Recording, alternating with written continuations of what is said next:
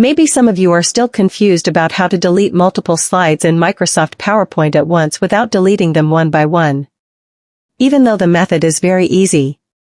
Watch this tutorial until the end to find out how. Before that, don't forget to subscribe to this channel and like this video if you like it. Done? Thank you. If you want to delete all the existing slides, you can select all the slides by pressing the Ctrl and a button simultaneously on the keyboard.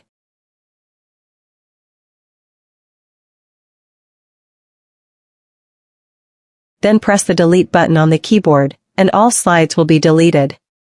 If you want to delete only a few slides at once, to make it easier, first change the display to the Slide Sorter display in the View menu. Then you can easily select the slides to be deleted.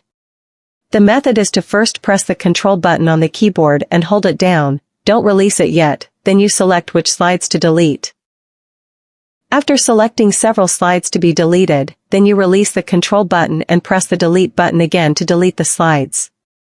How easy, right?